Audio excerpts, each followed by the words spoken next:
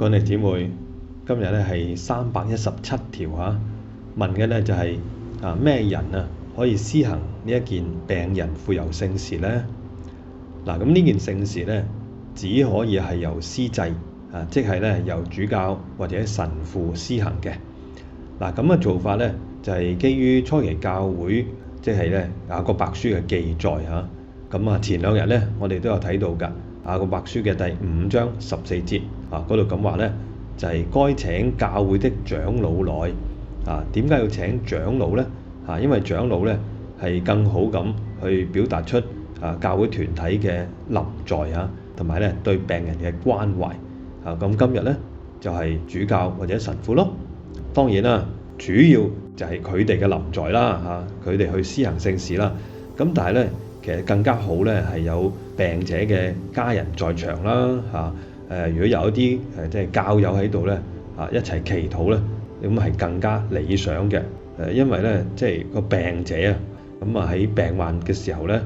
即係感覺到咧係好軟弱好孤獨甚至咧有時好彷徨嘅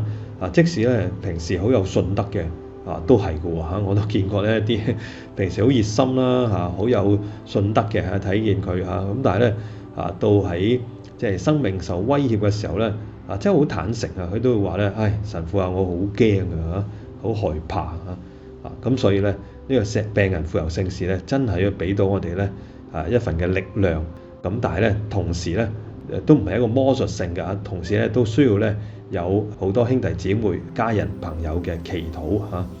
好啦，所以咧即係呢件聖事只係由主教或者神父去做啦。呢個咧即係唔能夠視之為咧好似係佢哋嘅專利。咁另一方面咧，其實都係佢哋嘅責任喎，係嘛？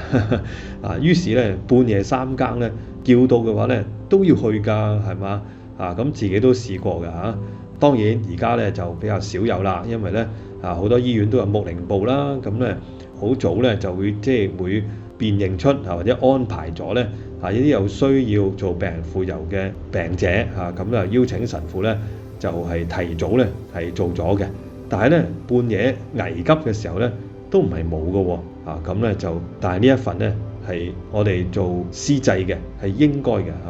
咁喺呢度咧正正表達出咧教會嘅關懷同埋陪伴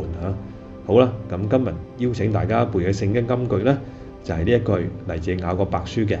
該請教會的長老來。雅各伯書5章14節。